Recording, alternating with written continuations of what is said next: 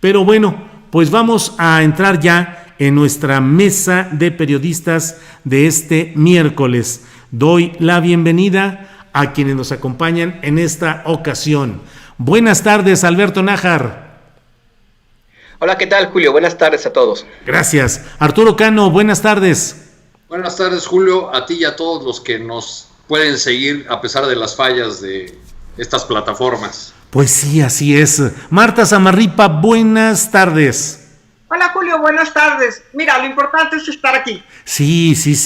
Y lleva a preguntarnos cuál es nuestra dependencia como periodista en estas nuevas experiencias y exploraciones que hacemos con nuestros programas, todos metidos en producir, en estar en las redes, en aprovechar estas cosas tecnológicas. Híjole, el día que las restrinjan, que las cambien, que las boicoteen, ¿qué va a pasar con todo este esfuerzo? Pero bueno, vamos a entrar en materia. No sé si escucharon o ya se enteraron de lo que dijo el secretario del Medio Ambiente y Recursos Naturales, Víctor Manuel Toledo, quien dice que está llena de contradicciones la llamada 4T y que hay una terrible lucha de poder al interior del gabinete federal. Alberto Nájar, ¿escuchaste o te enteraste? Porque es una noticia relativamente reciente esto de Toledo. Sí, ha causado bastante ruido dentro de las redes sociales, sobre todo por la posición crítica en torno a algunos proyectos relacionados con medio ambiente. Y bueno, ya no falta el que está diciendo que esto puede ser severamente castigado por parte del presidente. Hablan algunos de falta de lealtad. En términos generales, Víctor Toledo pues está haciendo como es. Entiendo que fue una conversación a un grupo de amigos que se filtró y que, bueno, ha estado, como te comentaba, haciendo muchísimo ruido. Ciertamente este proyecto del Tren Maya, que tanto ha estado dando mucho de qué hablar, pues tiene algunas contradicciones y el tema aquí es que no ha sido suficientemente explicado. Lo que se ha dicho hasta ahora es que es una vía que ya existía y que simplemente se está reutilizando, pero hay muy poca claridad respecto al impacto en la ambiental que puede llegar a tener, no necesariamente por el tendido de la vía, sino por la llegada de muchísimas personas, comercio, actividades a zonas que habían permanecido prácticamente al margen de este tipo de situaciones. Entonces eso, pues sí, está causando demasiado ruido. No sé cuál va a ser la reacción presidencial después de esta filtración, Julio. Así es. Arturo Cano, Víctor Toledo, que ha sido pues articulista de la jornada, que ha sido un hombre defensor del medio ambiente, con posiciones muy conocidas.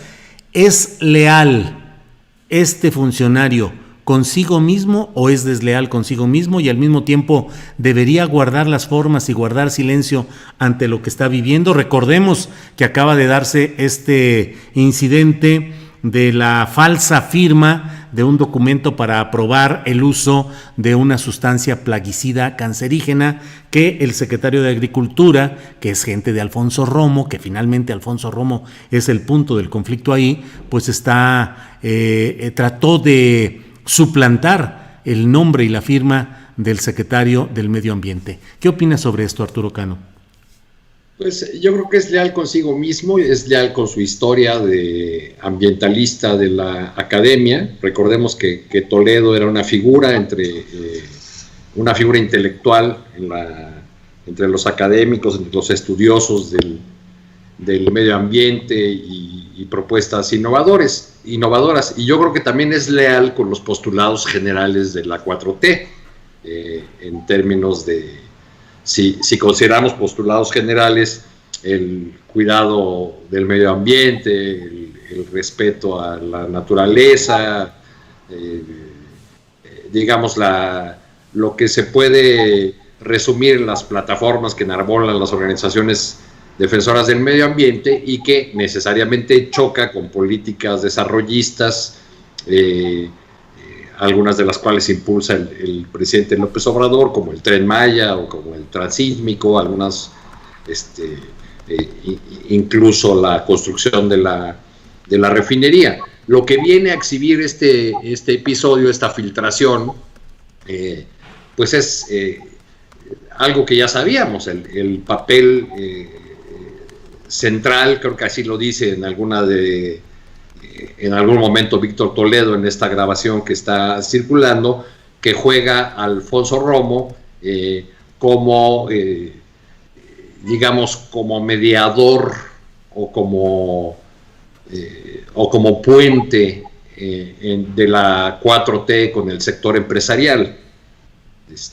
En esta conversación que se está divulgando por las redes sociales, en algún pasaje habla Toledo de que Romo lo invita a desayunar con Larrea, el dueño del Grupo México, y le pide no ser tan duro con la minera. Esto me hizo recordar que hace unos momentitos hablaste con uno de los representantes de los afectados del derrame de hace 6 años en el río Sonora, ¿no? Para hablar de cuáles son los intereses que pudiera estar defendiendo Romo ahí, y también me hizo recordar una entrevista que tuviste hoy mismo con Gibran Ramírez, que habla de cómo la separación del poder político y económico sigue siendo una de los grandes desafíos de la 4T. Sí, así es, Arturo Cano, gracias. No sería el primer funcionario, el primer secretario que se va por un choque con el poderoso empresario que está al lado del presidente, con Alfonso Romo. Ya se fue un secretario de Hacienda, ¿no? Sí, así es, así es. Marta Zamarripa, pues fíjate cuánto podemos, me llama la atención y me preocupa los problemas técnicos que estamos teniendo ahorita en YouTube, porque finalmente no deja de plantear la interrogante de toda esta libertad que tenemos y la crítica y el abordamiento de todo tipo de temas. Debo decirte que, por ejemplo, yo aquí en este espacio me siento particularmente libre, no porque en otros espacios electrónicos comerciales o privados en los que haya estado no haya hecho lo que yo quería, pero aquí estamos pues muy a gusto, diría chupando a gusto, estamos muy tranquilos y todo, y de repente llegan estos problemas. ¿Qué tanto el ejercicio periodístico y de denuncia, Marta, crees que está condicionado por nuestra dependencia ahora de estos artilugios tecnológicos? Pues creo, Julio, que en buena parte sí está condicionado. No sabría decirte si de pronto, como esta es la única opción que tenemos en este momento en la sana distancia, haya una situación en que se congestionó toda la utilización de estas plataformas a través de Internet. Probablemente sí, habría que ver qué dicen los datos duros, pero yo creo que lo que sí se debe de preservar, y eso es fundamental, es esta libertad de expresión que se está teniendo en estas plataformas. Es muy importante. Si queremos consolidar esta democracia que apenas, en mi opinión, va empezando a construirse, pues yo creo que el hecho de que las plataformas digitales puedan darse como se está haciendo en este momento es muy positivo. Yo creo que de alguna manera nos da esta opción algo muy distinto a lo que ocurría en los medios de comunicación tradicionales. Allá pues sabemos, ¿no? Los medios electrónicos son una concesión. Entonces, el que tengamos esta posibilidad, esta libertad, yo sí creo que es importante, que hay que cuidarla, y me parecería que querer acotarla pues sería riesgoso. Ahora, desde el punto de vista tecnológico, pues probablemente nuestro Internet no está dando para más, ¿no? Y yo lo digo solamente como un probablemente, y esto debido a que todo el mundo que tiene Internet en este momento es su llave para estar comunicado. Sí, así es, Marta Zamarripa, gracias. Alberto Nájar, y en este tema que estamos hablando de tecnologías y de transmisión y difusión, ¿qué opinas de la ceremonia en la cual la Secretaría de Educación Pública anunció el nuevo plan de regreso a clases por la vía virtual? Y bueno, estuvieron los 4 principales directivos de las 4 principales televisoras privadas en una ceremonia que a mí me llamó mucho la atención, la preponderancia que tuvieron los 4 personajes, Emilio Azcárraga Llán, Olegario Vázquez Aldir, Francisco González Albuerne y Benjamín Salinas Sada. Y y de una manera me parece que relegada la televisión pública en segunda fila, no fueron invitados a pronunciar discursos, en fin. ¿Qué opinas de esa ceremonia y de la presencia de estos directivos de televisiones? No objeto el hecho de que necesariamente la expansión, la capacidad de alcance que tienen las televisoras privadas lo hagan necesario para un plan de manejo virtual de la educación, pero ¿qué te parece en lo político esas escenas y el plan en sí? Pues mira, lo primero que pensé yo cuando vi esa reunión fue en un viejo dicho, una frase que se repite muy a menudo.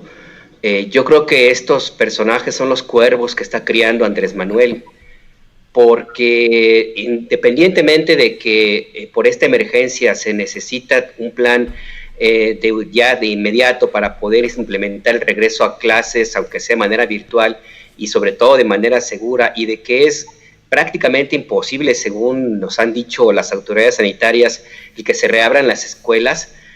Yo no sé hasta qué punto el favor o la decisión que están tomando de encargarle esta tarea y darle, digamos, esta responsabilidad y este respaldo a las televisoras, finalmente vaya a tener alguna interpretación negativa hacia el gobierno. Y digo que son los cuervos que crea Andrés Manuel porque, pues, al final de cuentas, la historia nos ha dicho que en las televisoras privadas, y particularmente algunos dueños de estas empresas, la única lealtad que tienen es consigo mismos y con el dinero.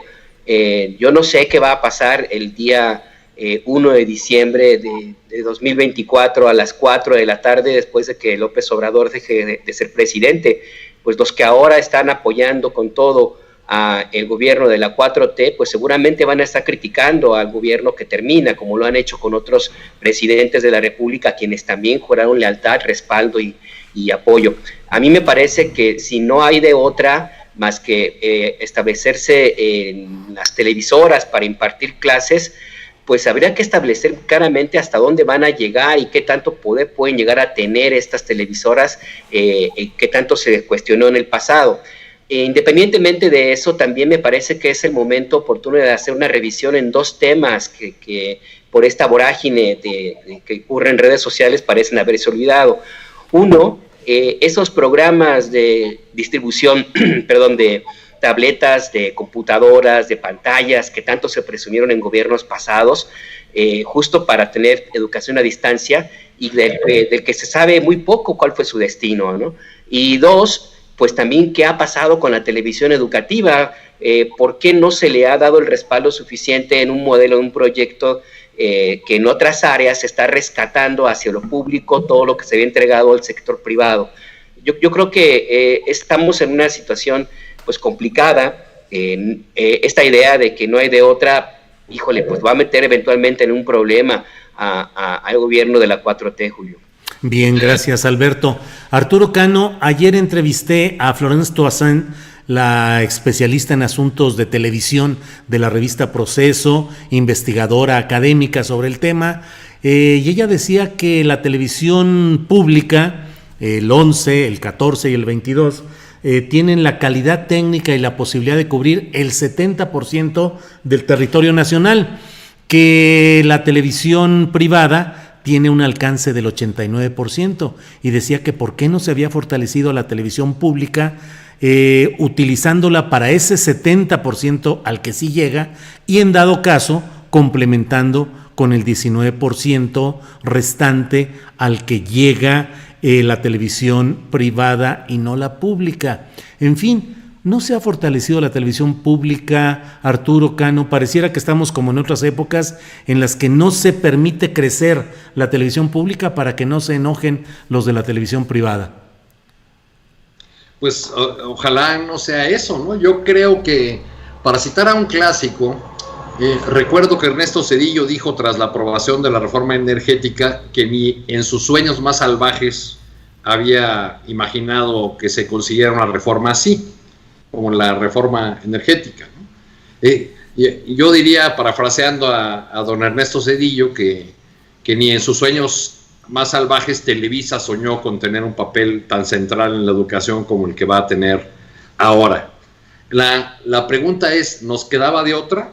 Uh-huh. O sea, la pandemia exhibió muchísimas cosas, o puso al desnudo muchísimas cosas. Puso al desnudo la precariedad del sistema de salud, puso al desnudo el hacinamiento en el que viven millones de personas, puso al desnudo las carencias terribles de nuestro sistema educativo, de nuestras escuelas. Es decir, la pandemia vino a exhibir, a darnos un tortazo en la cara con el abandono de todo lo público que ocurrió durante varias décadas. Entonces creo que se buscó esta fórmula porque es innegable que las pantallas llegan a la mayor parte de los hogares. Ahora, nos van a ir contando con el paso del tiempo cómo se va a hacer realidad esta teleescuela. Y yo espero que no se esté apostando por el lado de la Secretaría de Educación Pública, que por cierto el año próximo cumple 100 años de haber sido fundada esta importante institución. Yo espero que no estemos pensando en televidentes cautivos. Espero que no estemos pensando en niños que van a estar frente a la pantalla sin que haya nada más. O sea, tendríamos que esperar de Esteban Moctezuma y de su equipo un proyecto donde haya apoyos en línea, donde haya radio, ya han dicho que lo habrá para educación indígena, sí, cuadernillos, el uso de otras tecnologías y sobre todo donde exista una decisión política muy clara de fortalecer las comunidades escolares, entendidas como los núcleos que en cada lugar de nuestro país constituyen alumnos, padres de familia, maestros, autoridades escolares. Si esto se da, es posible que podamos retomar en el futuro y cuando sea posible el fortalecimiento de la educación pública, el fortalecimiento de la escuela pública, que es lo que esperaríamos de un gobierno como el de la 4T. Si se queda solamente en el tema de las televisoras, pues va a correr el mismo destino de estos programas a los que hacía referencia Alberto. Leía yo por ahí una cifra de que en 16 años, es decir, en tres sexenios, se gastaron más de 40,000 millones de pesos en programas como Enciclomedia, Habilidades para Todos. En cada sexenio les pusieron un nombre, ¿no? Ya en el colmo del cinismo vi por ahí un tuit de Felipe Calderón en el que criticaba este programa del gobierno y decía que por qué no invertir en educación en línea y en internet y en dotación de computadoras. Ah, caray, pues que en su sexenio no había internet. Pues sí. Digo, él tuvo un programa que, por cierto, manejó el yerno del Bester Gordillo, Fernando González. Programa de Habilidades para Todos que, si mal no recuerdo, anduvo por ahí de los 5,000 millones de pesos. Pues sí, en esa danza de millones y de computadoras y de todo, en fin. Marta Zamarripa, tu opinión sobre este tema que tiene muchas aristas. Por favor, Marta. Gracias, Julio. Pues yo creo que es una decisión pragmática, en donde efectivamente o hacías esto o hacías esto. Porque bueno, estamos hablando de que van a llegar a 30 millones de niños y jóvenes y estamos hablando de que la televisión llega, pues si no a todo, prácticamente a todo el territorio nacional, y donde no entra estaría la opción de la radio. Así que estamos hablando de que si la televisión privada tiene el 90% de la cobertura, pues era una opción que se tenía que tomar. Yo creo que efectivamente no ha sido buena la relación que se ha tenido con las televisoras, porque pues parecería que no se cuidó el tema de la enorme influencia que tiene la televisión, su capacidad de poder influir en la opinión pública y de prácticamente comentar lo que quiera decir. Yo siempre recuerdo al periodista Ryszard Kapuscinski, que él siempre aludía a que el problema que se tiene en la televisión es que te edita la realidad. Y si la realidad es así y decide solamente mostrarte un pedacito, pues entonces el televidente realmente no tiene acceso a toda la realidad y a lo que realmente está pasando. Así que sí, desde luego, no se puede justificar cuál ha sido el papel de las televisoras en el pasado. Ahora, en este momento, pues yo creo que es muy positivo el que estén colaborando. Me parece que este llamado en donde se suman es muy bueno, porque siempre hemos criticado en México, y creo que sucede lo mismo en países emergentes o subdesarrollados como el nuestro, que se tenía una muy baja calidad de los contenidos. Ahora, ¿qué se podía hacer si esta decisión está resultando en base a cómo ocurrió lo que no funcionó en el primer intento de poderles llevar el ciclo escolar a todos los niños y jóvenes mexicanos? Al final, los únicos que tuvieron acceso fueron aquellos que tenían la posibilidad de conectarse por internet. Una parte se hizo así, la otra parte fundamental eran las mamás. No sé si también los papás habían estado en esta dinámica, pero las mamás tuvieron el papel, el rol de una especie de maestra sustituta, pero solamente era en ciertos niveles, porque recordemos que, bueno, el internet está específicamente en los centros urbanos, no en el área rural y no en todos los centros urbanos. Así que, bueno, nosotros mismos estamos teniendo un problema para comunicarnos ahora por estas fallas que se tienen en el internet. Imaginemos que el ciclo escolar estuviera supeditado a el internet, pues simplemente es un fracaso. O sea, en un país como el nuestro no hay esa posibilidad. Entonces hay que ser, pues simplemente situarnos en la realidad, hay que ser pragmáticos, como lo está haciendo López Obrador, que yo creo que de verdad no había otra opción. Ahora, sí me parece importante lo que se ha comentado ahorita, en el sentido de que ojalá no se pervirtiera esta relación a lo que fue en el pasado. Recordemos que este régimen es un régimen que está en construcción, no está consolidado todavía. Y esta es una parte de cómo se va a establecer esa relación entre el poder político y el poder mediático, el poder de la televisión. Decía McLuhan, considerado un filósofo del periodismo y la comunicación, que el medio es el mensaje.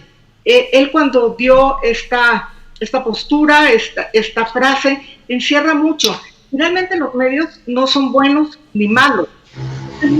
La televisión, pero tiene un inmenso poder, lo tiene, y por lo tanto es muy importante que el uso de la televisión sí esté regulado. No estoy hablando de libertad de expresión, estoy hablando de una regulación necesaria para que no pueda tener este poder inmenso de que encierra también manipulación. Bien, Marta, gracias. Alberto Nájar, y sin embargo se mueve porque la CENTE ya está desenterrando las hachas de guerra y está diciendo que no va a aceptar, que esto es una privatización, que corresponde al perfil empresarial de Televisión Azteca con Esteban Moctezuma, y que lo que se busca es desplazar a los profesores y entregar los contenidos educativos a las televisoras privadas. ¿Qué piensas de de ese amago, por lo pronto, de que estarán en contra de este proceso las organizaciones de la CENTE? Entiendo que particularmente Morelia, Michoacán, Oaxaca y Ciudad de México. Pues mira, era predecible, digo, a final de cuentas es una posición que tiene que defender la CENTE, o esa parte de la CENTE, por una cuestión meramente filosófica y de esencia, de espíritu mismo de su propia existencia. Aquí lo importante es, como hemos comentado, pues tener claro que pues no hay mucho espacio para dónde hacerse, porque ¿cuál es la alternativa? Reabrir las escuelas, que vayan los maestros, que impartan clases. ¿Durante cuánto tiempo y cuántos alumnos van a poder asistir a esas clases? ¿Y cuántos eventualmente pueden ser víctimas de la enfermedad? ¿Y cuántos en el camino van a dejar de asistir a clases justamente porque tienen que atenderse médicamente? Es un poco complicado este tema, porque de nuevo esta pandemia, como dice Arturo, pues nos agarró a todos con las manos con los dedos en la puerta, y la única alternativa es encontrar la mejor solución. Yo no sé hasta qué punto una presión de la CENTE pueda tener efecto, porque, bueno, sí, ¿de qué te sirve cerrar las calles y las avenidas en protesta o dejar de impartir clases si de todo mundo lo están haciendo? O sea, yo creo que más bien es una posición más bien ideológica y política, más allá de y de marcar posición más allá de una cuestión de real presión, porque no hay forma de encontrar otra alternativa. A mí lo que me preocupa es esta cantidad de críticas, esta falta de comprensión, de entendimiento que eventualmente que estamos viendo, pues, tanto en intelectuales como en estos grupos como la CENTE, en las redes sociales, y estamos perdiendo de vista que estamos en un momento muy complicado, porque no nada más es el tema de la pandemia, sino también es el tema de cómo vas a controlar los contenidos educativos y cómo vas a controlar que efectivamente lo que estás impartiendo por televisión te sea útil. Entiendo que ya la prueba PISA no es como el modelo a seguir en México para medir el nivel educativo, pero de cualquier manera México tiene un grave problema de una pobre calidad educativa, y yo no sé hasta qué punto la falta de no sé si de regulación, pero sí por lo menos de un control más estricto, de una supervisión muy atenta de lo que de cómo están recibiendo los alumnos las clases, pueda o no servir para hundir un poco más a México en ese lugar tan difícil que tiene como el último país o el país con la peor nivel educativo de los miembros de la OCDE. Yo creo que esa debería ser la discusión, no tanto de que si los maestros van a perder posición, que si se está entregando al sector privado el área educativa. Ya sabemos que los contenidos los va a diseñar Canal 11. Yo creo que tendríamos que también poner un poco en cuenta qué es lo que va a suceder al final de este ciclo escolar. Si va a ser un ciclo escolar realmente útil, realmente van a tener provecho, realmente van a aprender más de lo que corresponde a los alumnos que reciban esta educación vía televisión. No lo sé, yo creo que también esas preguntas deberíamos estarlas haciendo, puesto que si de por sí, insisto, tenemos un nivel muy pobre de educación comparado con otros países, no sé si este modelo realmente pueda ser útil o sea nada más un curita, una aspirina, en lo que encontramos un remedio más adecuado. Estamos también en la posibilidad de que este sea un ciclo escolar realmente perdido a pesar de que se imparta. Claro. Gracias, Alberto. Profesor Arturo Cano, díganos usted, por favor, si en términos pedagógicos le parece que ese colocar a los niños frente a una televisión al interior de su casa, con movilidad laboral de los padres, en fin, puede resultar adecuado o es, como nos dijo ayer Manuel Gil Antón, experto en educación, investigador y académico, que es una terrible aberración que va contra el sentido progresivo de lo que se ha ido aprendiendo en cuestión de pedagogía. Y por otra parte, pues preguntarte, Arturo, ¿cómo ves estas objeciones, particularmente de la CENTE? Los profesores de la CENTE y muchos otros que son activos en redes sociales y que no tienen bandería sindical o que no tienen vela en la disputa de su sindicato han sido muy críticos de las políticas de la Secretaría de Educación Pública en ese sexenio, porque han visto repetición de caminos ya andados, han visto programas que les desfilan frente a los ojos sin que hayan nacido realmente de las necesidades de las escuelas y de los niños. Entonces creo que todas esas preocupaciones son legítimas, que los profesores de la CENTE en particular han llamado la atención sobre los temas de las desigualdades, las inequidades, las pocas posibilidades que en esquemas como este tienen las comunidades rurales o las comunidades más apartadas, ¿no? Yo creo que ahí hay que ser muy atentos a estas críticas y que la autoridad educativa debería ser muy sensible a escucharlas, sobre todo porque se trata de un gobierno que entrando dijo que no se iba a volver a maltratar a los maestros, como se hizo con la reforma educativa de Peña Nieto, y que iban a ser no solo escuchados, sino que iban a ser actores centrales del proceso educativo, y no solamente como fueron durante la reforma de Nuño, los culpables de todos los males del sistema educativo. Ahora, la pregunta es si estamos frente a una contradicción cuando tenemos un gobierno que se plantea o que tiene entre sus características esenciales, al menos discursivamente, la revalorización de todo lo público. O sea, revalorar todo lo público es posible si se recurre a lo privado. Pues sí, ahí está. Yo creo que hay una situación inédita que nos está obligando a esta, pero también hay antecedentes en los funcionarios del ramo, pues de que tienen, digamos, ya el caminito muy hecho, muy andado. Cuando Esteban Moctezuma dejó la Secretaría de Educación Pública y se refugió en el ámbito privado, pues fue a trabajar con el Bester Gordillo, primero como presidente de la Fundación Center para la Cultura del Maestro Mexicano, y desde ahí comenzó a tejer acuerdos con el TEC de Monterrey y otras instituciones privadas para capacitar a los profesores del CENTE. Es un caminito muy andado. Ya luego en la Fundación Azteca pues vinieron todo este asunto de las orquestas Azteca y muchos otros modelitos de privatización de servicios educativos. Yo por ahí leí una nota, creo que no es así, sino que va a ser el 11, leí una nota de que se iba a contratar a profesionales para elaborar los contenidos, que van a haber 30 millones de estudiantes. Digo yo, bueno, pues desde hace muchos años tiene la Secretaría de Educación Pública asesores pedagógicos, asesores técnicos y maestros que le saben muy bien a los contenidos. Yo no sé por qué recurrir al esquema privatizador, ¿no? Otra vez, pero en fin. Va a sacar al 11, ¿no, Arturo? El que va a diseñar los contenidos, según dice Genaro Villamil. El 11, ¿con su propio personal o solo lo técnico? Yo creo que va a ser solo lo técnico, porque hay que generar también los contenidos propiamente educativos de cada grado escolar y de cada materia, etcétera, ¿no? Sí, en fin. Bueno, pues le hemos dado una buena revisión a este tema de la alianza educativa con las televisoras.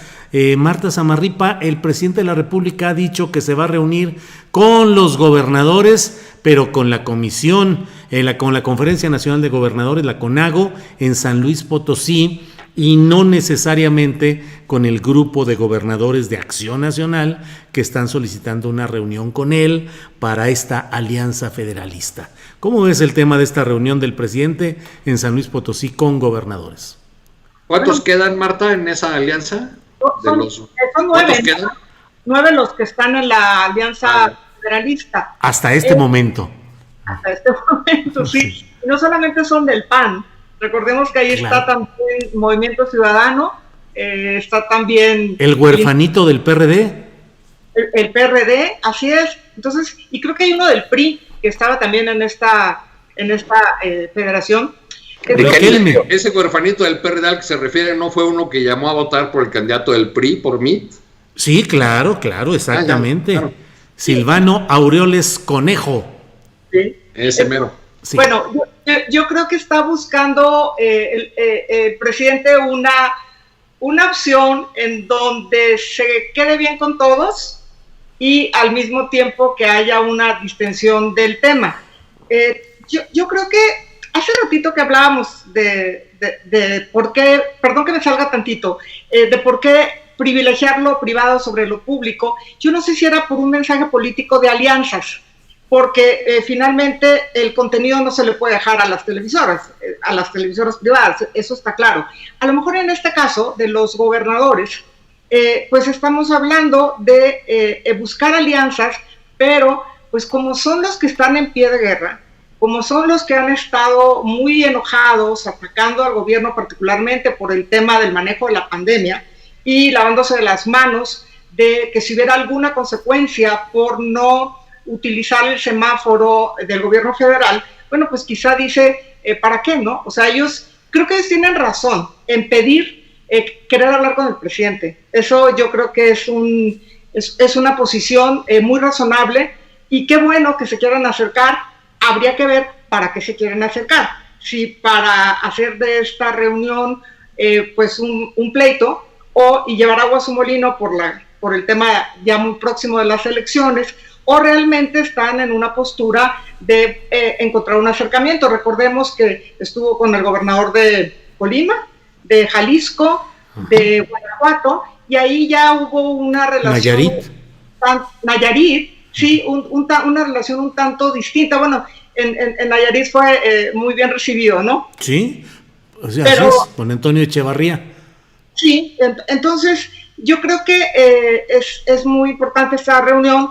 Sí creo que pues con un manejo político, con mucha conveniencia, porque así es como le conviene, está diciendo mejor en la CONAGO, ¿no? En lugar de que sea con los que están en contra y con los que están, digamos, en una actitud rejega, ¿no?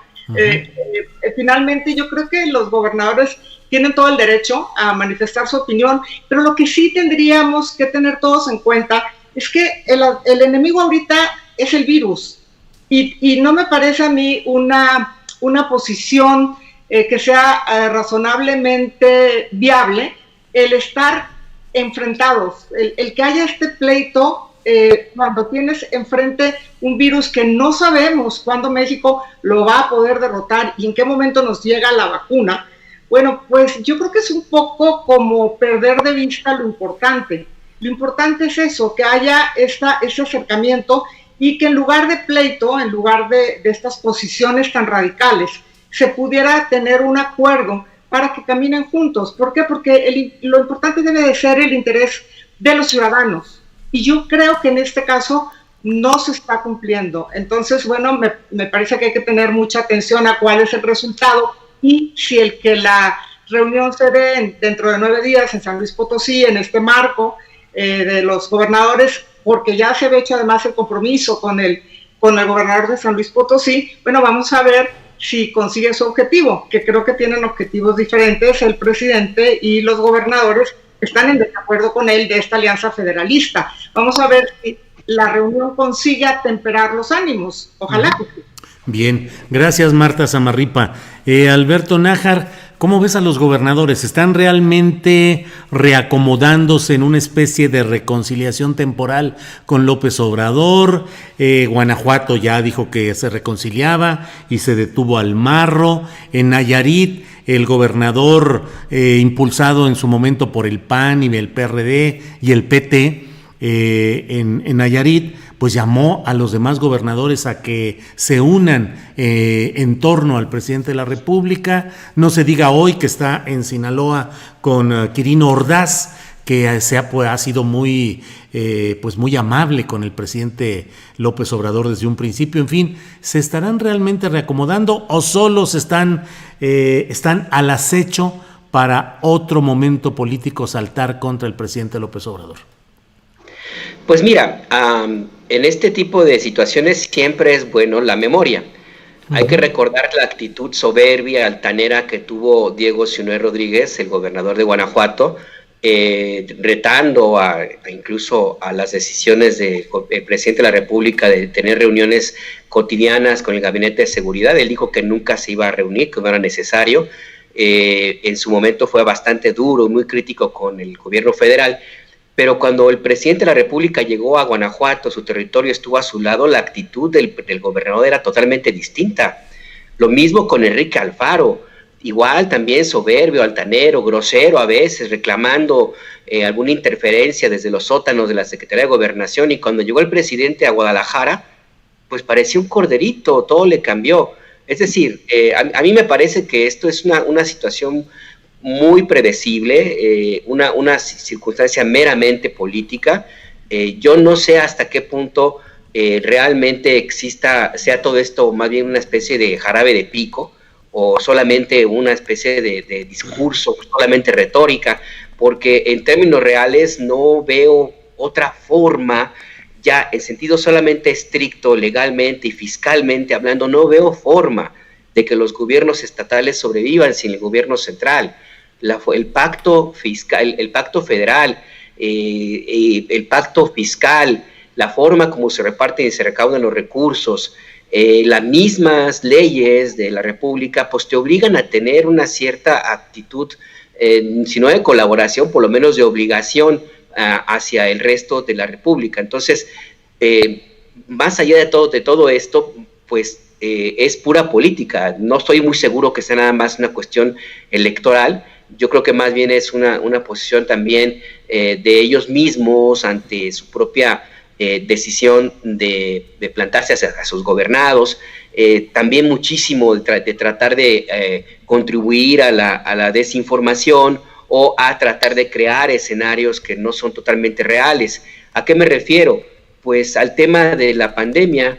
Estos 9 gobernadores han criticado duramente la estrategia de la Secretaría de Salud, han dicho que están provocando más muertes, pero lo que no dicen es que ya en el terreno, a pie a tierra, quienes aplican la estrategia de salubridad pues son los estados, son los gobiernos estatales. Las cifras que se dan todos los días en la conferencia vespertina provienen de los gobiernos estatales. Los gobiernos de los estados manejan los hospitales, manejan las estrategias, toman las decisiones de confinamiento o no. Es decir, esto es una gran jugada, no sé si llamarle una mascarada política, pero más allá de eso no veo otro terreno. ¿Hasta dónde vaya a llegar? No lo sé, porque una cosa, ya lo vimos, por eso decía, la memoria sirve. Una cosa es lo que dicen cuando el presidente no está cerca, y otra cosa es la actitud misma de ellos, hasta física, cuando el presidente de la República está en una conferencia de prensa matutina con ellos al lado.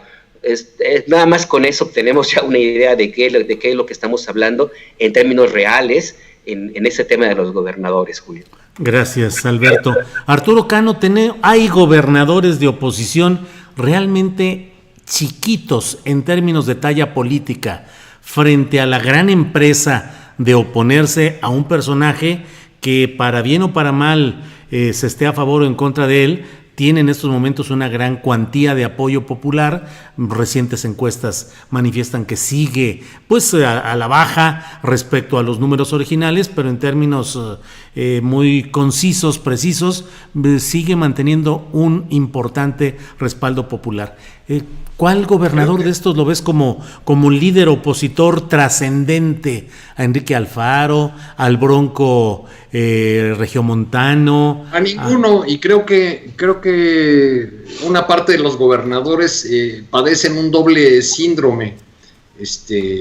Por un lado, añoran el pasado de virreyes.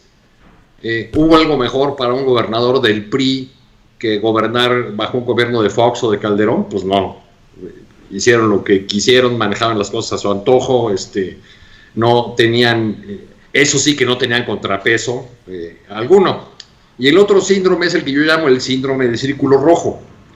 Desde el círculo rojo, más bien los dueños del círculo rojo, esos que salen mucho en las pantallas de televisión y que tienen copados los espacios de opinión en todos los medios o en la mayoría, les han tratado de convencer de que López Obrador es un presidente en caída libre, que su aprobación ya no tiene remedio, que va a ser derrotado en el 21 y echado en el 22 con el revocatorio.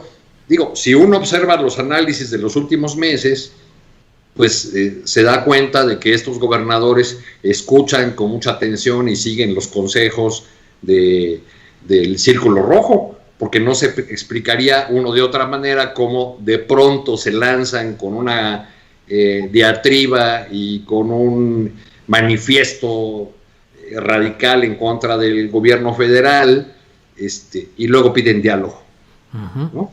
Me recuerda al desplegado de los intelectuales orgánicos, ¿no? Leí entre los firmantes a José Woldenberg. Uh-huh. Veo un desplegado donde habla de el autócrata, donde llaman a formar un frente para derrotar electoralmente al obradorismo, y unos días después publica un artículo de opinión donde le echa la culpa de todo al presidente porque dice que no quiere dialogar. Uh-huh. Bueno, el manifiesto contra el autócrata no era precisamente un llamado al diálogo, ¿no? Uh-huh.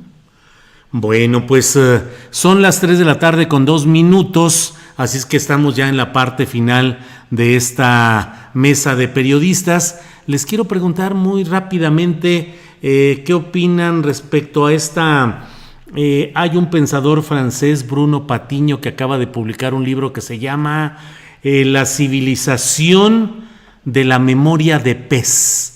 Dice que los actuales acontecimientos, la rapidez del Internet, de la información por Internet, nos está llevando a que como seres humanos tengamos una memoria como los peces de 9 segundos, y que a los 9 segundos estamos desesperados por pasar a otro tema, por revisar otra cosa en el teléfono celular, en la tableta, en la computadora.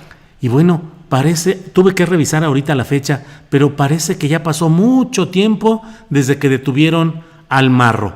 Parece que ya pasó una eternidad desde que llegó a México Emilio Lozoya. Y la pregunta, para ir cerrando esto, antes de que, si me permiten, Arturo y Nájar, pudiéramos dedicarle unos minutos a un asunto específico con nuestra querida Marta Samarripa, pero antes de eso, ¿por qué no entramos a qué pasa, Marta Samarripa? La memoria se nos diluye, las cosas pasan rapidísimo, como en una montaña rusa, una emoción tras otra, y vamos de bajada y vamos de subida. ¿Cómo ves tanta cosa que está sucediendo en estos momentos, Marta?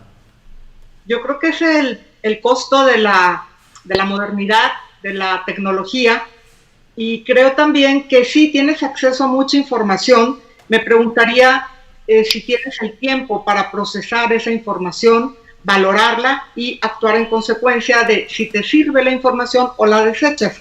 Creo que separa mucho esta rapidez en la información, separa mucho los teléfonos celulares, y vemos siempre que se comenta que, por ejemplo, estás en una comida y ya no hay diálogo entre la familia o con los amigos, porque todo el mundo está volteando a ver su celular y a ver qué dice y qué fue el último mensaje que te mandaron o qué están diciendo las redes sociales. Entonces yo creo que, bueno, con las ventajas de todo cambio y con los avances que cualquier aportación científica o tecnológica ocurran, pues siempre también hay saldos que pagar. Y creo que uno de estos es el separar a los seres humanos, porque su conexión ya no es entre personas, su conexión es con la tecnología. Y esta velocidad de la información, yo creo que no te permite el poder detenerte a evaluar esa información. Por otro lado, si la tecnología ocupa el lugar preponderante en tu vida y esa rapidez de la información es la que te está bombardeando, ¿en qué momento tienes la posibilidad de estar contigo mismo, hacer una introspección, el saber qué piensas de las cosas y, muy importante, el cuidar esas relaciones humanas? Yo creo que el caso de Lozoya no va a ser tan rápido, porque ya nos dijeron que se va hasta enero. Y esto, bueno, pues tiene una extraña coincidencia de la Fiscalía en haberlo alargado, o no sé si lo alargó, ¿verdad? Esto pensaría uno, a que coincida con el tema electoral, ¿no? En el caso de los gobernadores a los que aludías hace un momento, bueno, pues yo creo que están haciendo muy mal en creerse lo que dice el Círculo Rojo, porque no necesariamente va a pasar así y hay muchos indicios. Entonces, en esta información que te dan, pues yo creo que en el caso de Lozoya más bien ha sido al revés, que ha sido a cuentagotas y que no ha habido esa rapidez.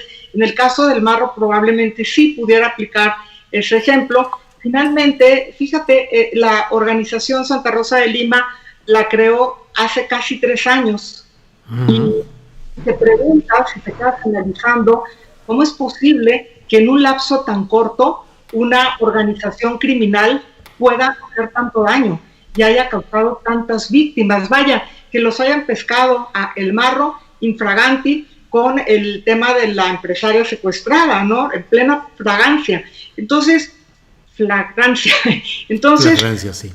Sí, entonces yo creo que toda esta información no tenemos tiempo de procesarla, ni lo del Marro, ni si la operación, por ejemplo, no fue una masacre como las que habíamos visto antes. Eso, ¿quién se detiene a ver que no hubo masacre, que fue una operación limpia, que no se molestó a los ciudadanos, que hay un herido con una bala en una pierna, pero no hay ningún muerto? ¿Quién se detuvo a ver esto? Yo preguntaría.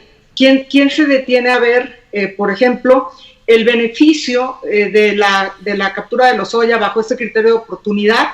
Y en lugar de solamente señalar que, no, es que, ¿por qué le están dando estos privilegios? Bueno, pues porque hay algo a cambio que es muchísimo más gordo, ¿no? Mucho más pesado, en donde ya estás hablando de 2 expresidentes de la República y de varios secretarios de Estado.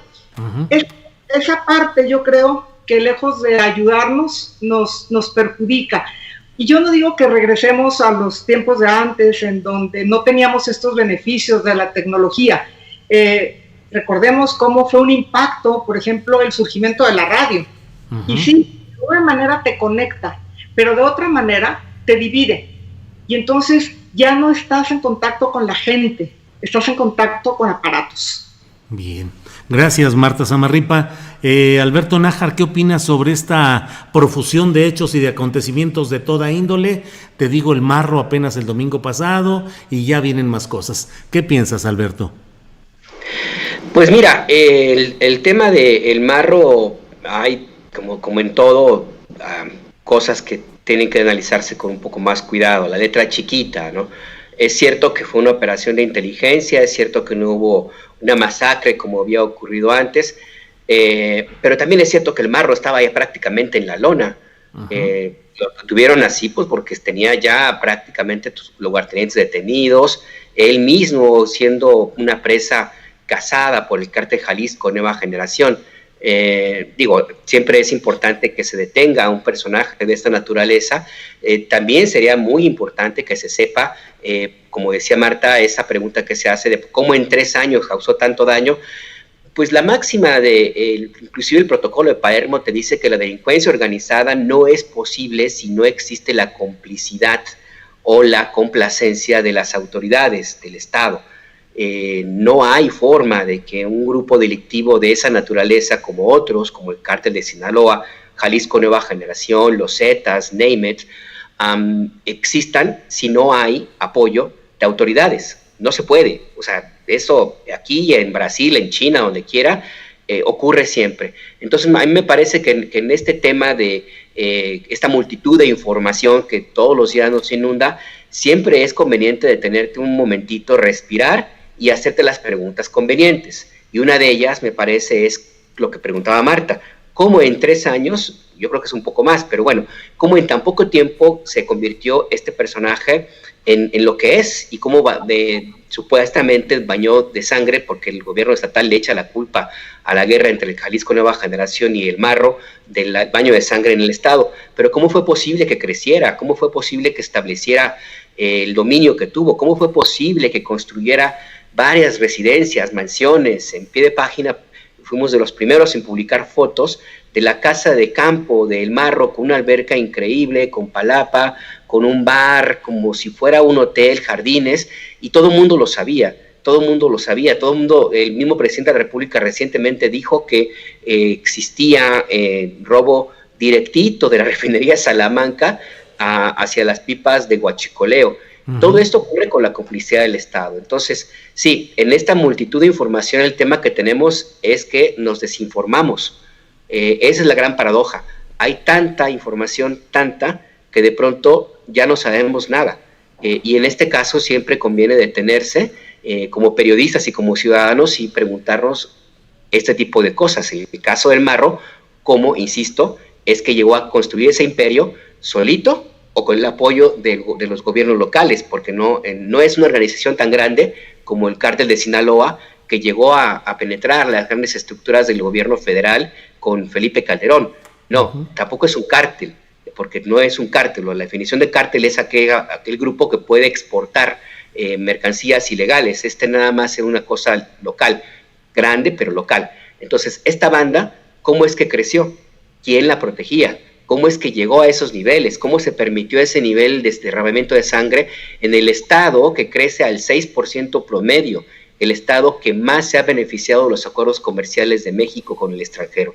Yo creo que en esta multitud de información siempre vale la pena, insisto, detenerse.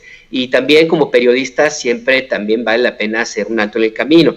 Y ahorita que comentabas, ya con esto cierro, una de las lecciones que tenemos ahora los periodistas, sobre todo los que escribimos, es que justo por esta dependencia de la tecnología y de los aparatos, el ejercicio periodístico también se ha transformado.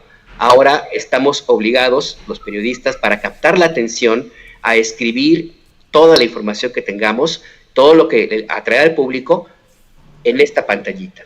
Lo que no cabe en esta pantalla ya no se contó. Es algo muy distinto a lo que existía cuando empezamos a reportear algunos de los que estamos en esta mesa, Julio. Así es, Alberto.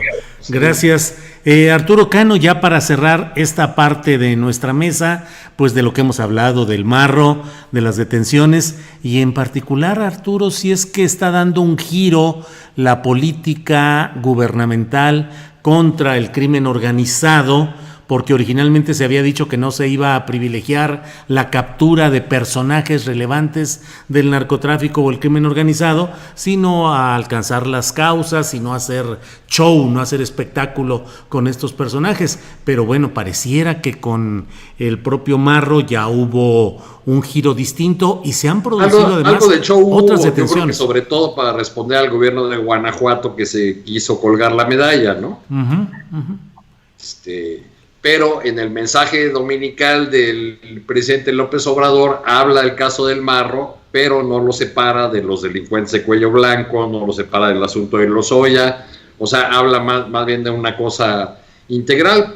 Como tú dices, Julio, yo creo que sí hay una cantidad abrumadora de informaciones, de hechos noticiosos, que además nos caen en este contexto de la pandemia y tal vez nos hacen más vigente que nunca aquel viejo aforismo de Monsiváis que decía: o no entendí lo que está pasando o ya pasó lo que estaba entendiendo. Eso nos pasa con muchos asuntos ahora y yo creo que pues ahí lo que entra justamente la labor del periodista. Tenemos estas dificultades de que si se nos cae el YouTube o la red o si falla esto o lo otro,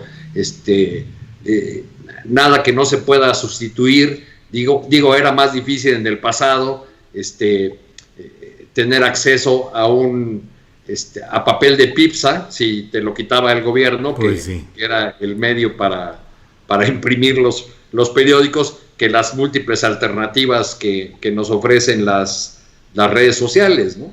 Claro. Y justo el trabajo del periodista en este alud, en esta catarata de asuntos, pues es hacer el ejercicio de memoria permanente, de contexto, encontrar la relación entre los hechos, porque como dice una bella canción de Víctor Manuel San José, puedo vivir sin perro que me ladre, pero no puedo vivir sin memoria.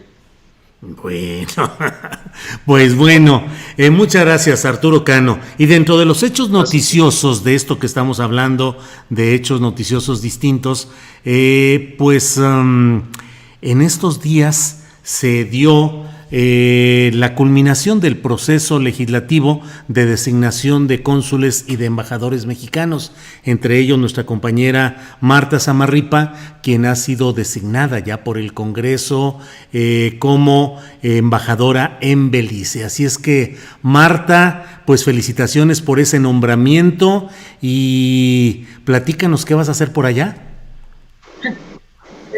Gracias, Julio. Es diferente, ¿no? Es ser pregunta, es como más complicado, yo creo. Tengo la intención de poder buscar todo lo que hayan sido logros que han tenido antecesores en el cargo de la Embajada de México en Belice, porque creo que es importante, y siempre lo he pensado en mi papel, en mi profesión de periodista, no cortar lo que funciona, sino si funciona, seguirle dando continuidad.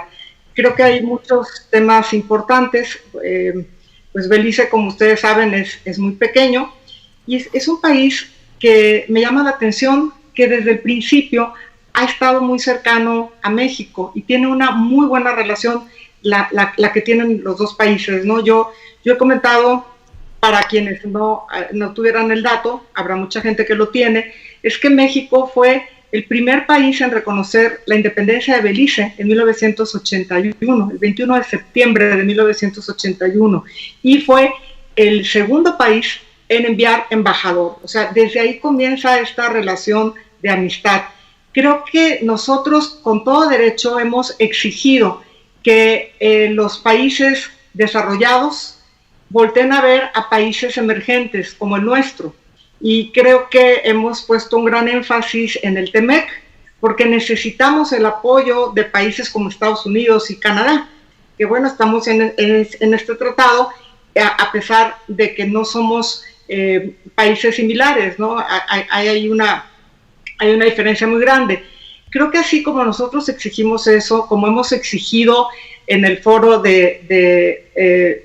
internacional, creo que era en el marco del G20, que nosotros debemos de tener acceso a la vacuna y a todo lo que se necesite para el tema de la pandemia y no dejar de lado a los países emergentes o francamente pobres.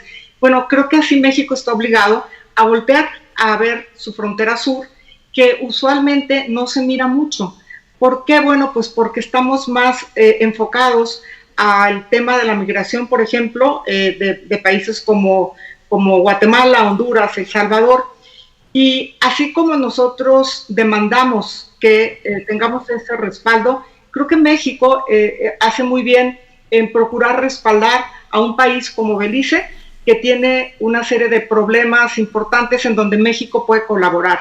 En el pasado, por ejemplo, se creó una escuela que es muy importante para los beliceños, la Escuela México, y ha tenido un gran éxito. Bueno, ahí en esta escuela que está en el distrito de Corozal, con ese éxito donde los beliceños se pelean por estar ahí, es una escuela secundaria que luego se amplió en un plantel contiguo a prepa. Creo que ese es un tema que a lo mejor valdría la pena ver. México da muchas asesorías, mucha capacitación. No es tanto una ayuda económica de México hacia Belice o hacia los países en general, es más bien una colaboración que tiene que ver con conocimiento. Y pues México colabora en el tema de agricultura, por ejemplo, podría colaborar en el tema del turismo, y yo creo que también es importante impulsar proyectos de desarrollo que le traigan beneficio a ambos países. Entonces, pues es una oportunidad que me parece pues muy buena, y yo espero poder colaborar a que se sigan fomentando esas muy buenas relaciones entre nuestro país y Belice, que lo que me cuentan es que llega un mexicano, aparte que ahí hay pues es multicultural, ¿no? Hay mayas, menonitas, estadounidenses, hay garínfunas, hay también libaneses, europeos, por supuesto, y bueno, pues toda esa diversidad yo creo que ayuda mucho, ¿no?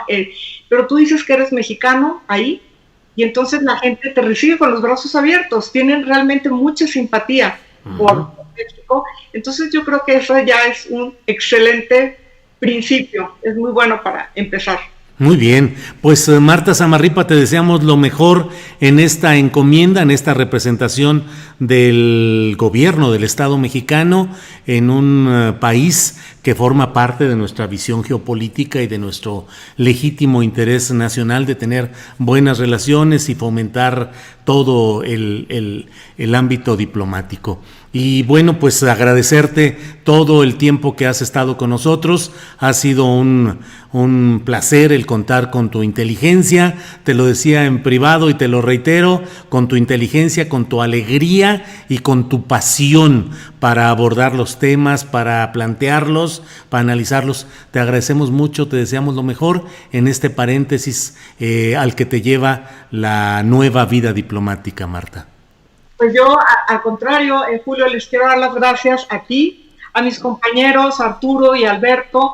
Ha sido una etapa que de verdad aprecio muchísimo. Agradecerle a Adriana, la productora que tienes tan eficiente y encantadora además, y sobre todo agradecerle además a la posibilidad que nos ha dado en este espacio de mesa de periodistas de comunicarnos con el auditorio. Creo que es tan importante escuchar, conocer lo que piensa la gente. Entonces, pues yo creo que es al revés. La agradecida soy yo, y de verdad aprecio mucho este tiempo en donde hemos compartido esta mesa de periodistas por una hora. Ha sido genial, Julio, Alberto Nájar, Adriana. Muchísimas gracias a todos y por supuesto al auditorio que ha seguido esta mesa de periodistas. Gracias a ti por las conversaciones compartidas y pues suerte en tu encomienda. Mucha suerte, Marta. A ver si vas a la playa donde se escribió La Isla Bonita de Madonna. Muy bien. Gracias a los tres. Bien, muchas gracias. Gracias a los tres. Nos veremos próximamente con Marta Zamarripa cuando regrese de este paréntesis diplomático, o a lo mejor es una carrera diplomática duradera. En cualquier circunstancia y ocasión, gracias Marta y seguiremos en contacto. Gracias a Alberto Nájar, gracias a Arturo Cano. Gracias, buenas tardes. Muchas gracias, Julio.